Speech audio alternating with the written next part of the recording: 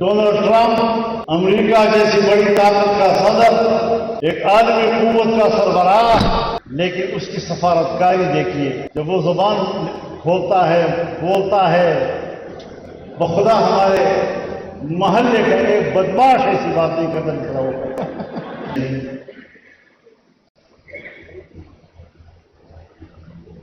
وہ ہم سے چلے گئے اور بہت دور چلے گئے، لیکن ان کی یادیں ہمارے دلوں میں ہیں، اور انشاءاللہ العزیز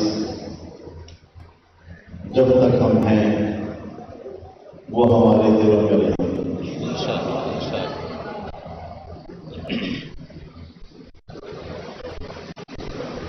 سلمان گیلانی سے جس طرح کا تعلق تھا،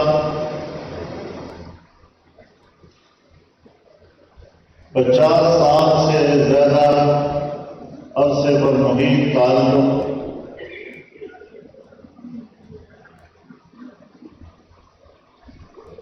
کبھی سوچا بھی نہیں تھا کہ ہم دنیا میں ہوں گے اور اس طرح جدا ہوں گے۔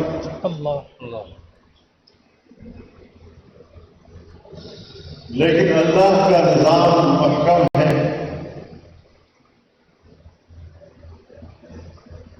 اس میں کوئی تبدیلی نہیں آتی۔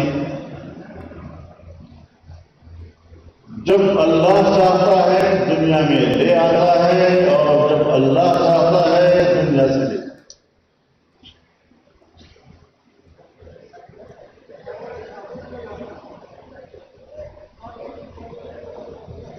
لیکن کچھ لوگ وہ ہوتے ہیں جو اپنی ذات کے نہیں ہوتے، اپنے خاندان کے نہیں ہوتے، اپنے بال بچوں کے نہیں ہوتے، وہ لوگ امت کے ہوتے ہیں۔ ان کے جانے سے ایک جہان یتیم ہو جاتا ہے۔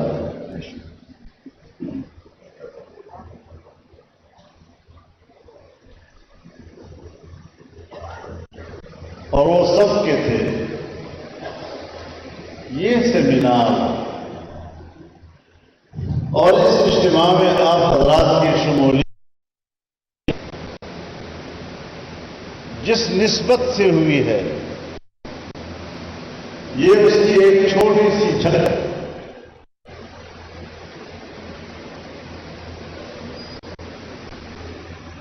راحت نظر انسانوں کا سمندر، وہ بھی سلمان کی یادوں کے لیے کم تھا۔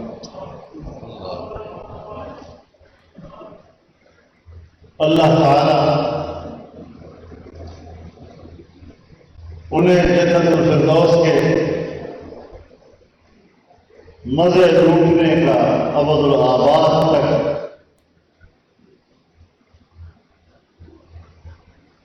قسمت نصیب فرمائے۔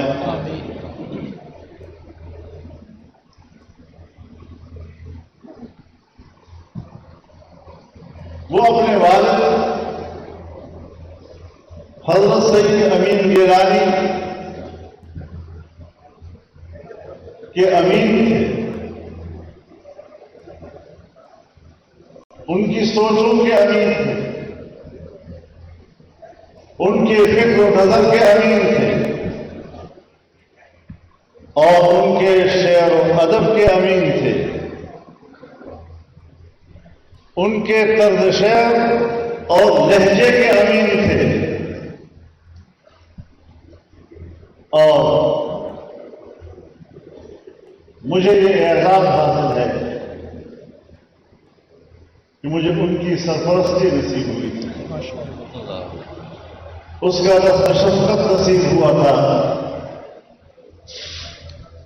ہم قاسم العلوم میں ملتان میں پڑھتے تھے،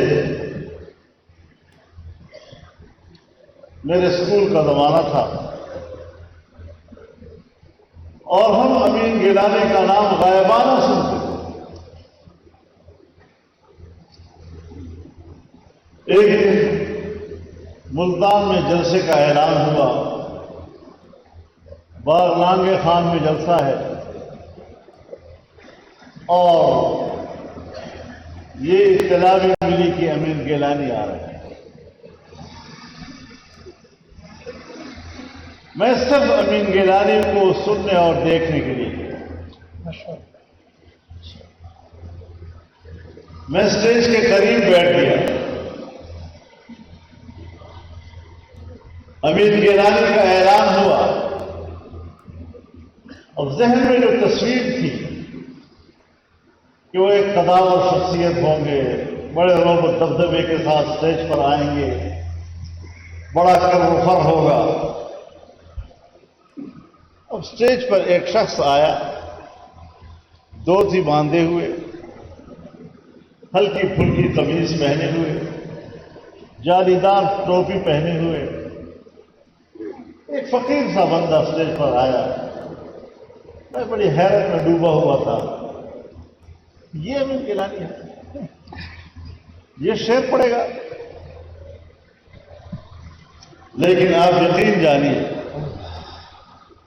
جب انہوں نے پہلا شعر پڑھا تو پورے اجتماع کو پلٹ گیا۔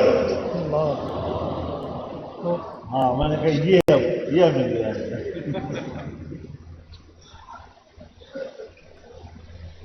بتایا جائے کہ پاکستان کہاں کھڑا ہے، بتایا جائے کہ اس پاکستان کا اقتصادی مستقبل کیا ہے، بتایا جائے اس ملک کو آپ کدھر لے جانا چاہیں گے۔ گرانی اور مہنگائی ایک تو ہوتا نا، حالات کی وجہ سے کچھ تدریجی طور پر قیمتیں بڑھتی ہیں، لوگ بھی اس کے ساتھ مانوس ہوتے ہیں، کچھ دن اس کا احساس رہتا ہے، پھر معمول زندگی بن جاتا ہے۔ لیکن آپ نئے ہو اس کے بند ہونے کے ساتھ ہی پاکستان میں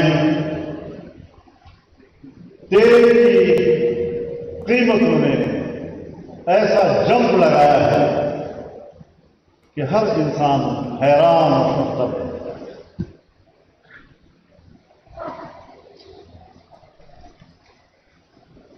جب ہم نے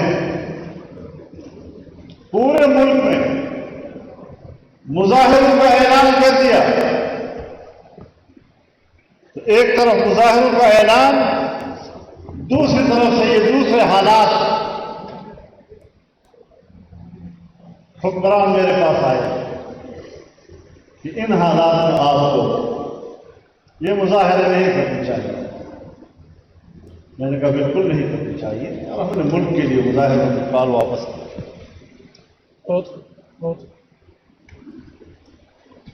لیکن پورے ملک میں مظاہروں کے کال دینا یہ ہمارے لیے کوئی مسئلہ نہیں ہے، یہ مؤخر ہوا ہے، منسوخ نہیں ہوا۔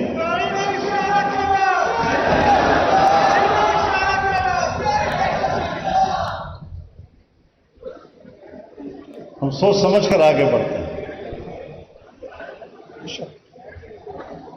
جذباتی ہو کر فیصلے نہیں کیا کرتے۔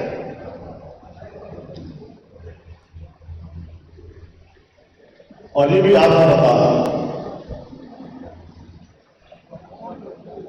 کہ جہاں دنیا میں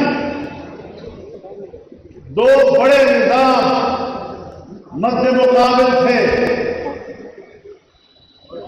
مغرب و مشرق، مغرب کی سرمایہ داریت جو جمہوریت کی اوٹ میں چھپی ہوئی تھی، اور مشرق کی آمریت جو کیمرزم کے اوٹ میں چھپی ہوئی تھی، آج جمہوریت بھی دنیا میں ٹوٹ پوٹ کا شکار ہو رہا ہے، اور کمیونزم بھی ٹوٹ پوٹ کا شکار ہو رہا ہے۔ اب کردار یا سرمایہ داریت کا ہے اور یا آمریت کا، اور اس کے ساتھ اگر عسکریت ہی جمع کرو، سرمایہ داریت جمع آمریت جمع عسکریت،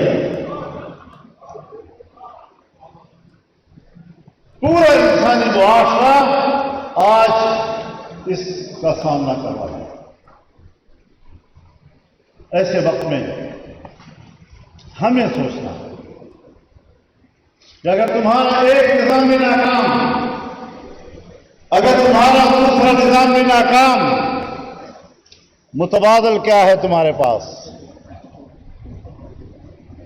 میں متبادل دیتا ہوں۔ بہت خوب، بہت خوب۔ اور اسلام کے دین فطرت کی طرف اور اسلام کے نظام عدل کی طرف اور اسلام کے نظام معیشت کی طرف اور اسلام کی شورائیت کی طرف۔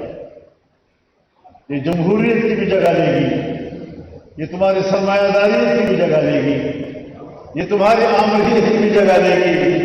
ایک بہتر نظام حکومت ہمیں دینا ہے، اور یہ سب جمعیت علماء اسلام کا مسئلہ نہیں، یہ سب جماعت اسلامی پاکستان کا مسئلہ نہیں، یہ صرف ایک تنظیم کا مسئلہ نہیں، یہ یا پوری قوم کا مسئلہ ہے یا پوری امت کا مسئلہ ہے۔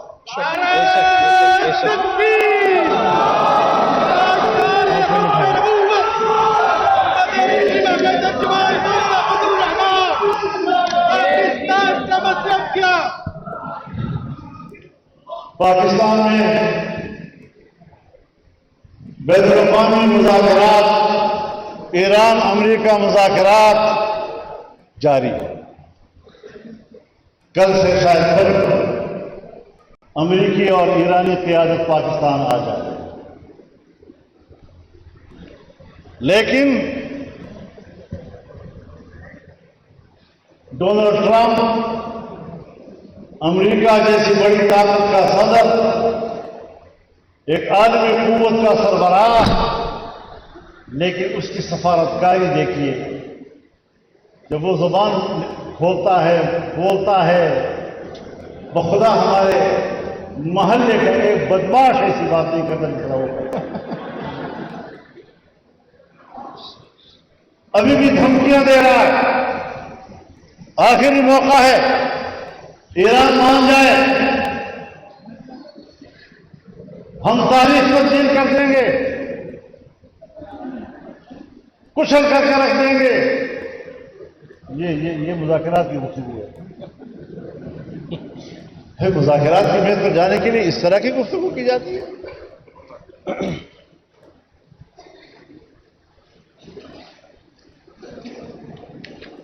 ان کے پلانٹ، ان کے تیل، ان کے ذخائر ہم برباد اور تباہ کر دیں گے، یہ مذاکرات کی گفتگو ہے۔ پہلے مذاکرات کی گفتگو کے آداب کو سیکھو۔ بہت خوب، بہت خوب۔ میز پر جانے سے پہلے کی گفتگو کیا ہوتی ہے، میز سے اٹھنے کے بعد کی گفتگو کیا ہوتی ہے، اس کو سمجھنا پہلے ضروری ہے۔ اور یہی وجہ ہے، کہتے ہیں جی کہ پھر وہ کچھ کروں گا جو 47 سال میں نہیں ہے۔ ایک دفعہ کہتے ہیں کہ امریکہ کہتا ہے کہ ہم 47 سال کے بعد ایرانیوں کے ساتھ آمنے سامنے بیٹھے۔ ایرانی بھی کہتے ہیں ہم 47 سال کے بعد آمنے سامنے بیٹھے ہیں، اور ہم بھی کہتے ہیں کہ ہم نے دونوں کو 47 سال کے بعد بٹھایا ہے پاکستان میں، اور ہم بھی کہتے ہیں پاکستان 1947 کو بنا ہے، اور ہم بھی کہتے ہیں پاکستان کی حکومت بھی فارم 47 کی ہے۔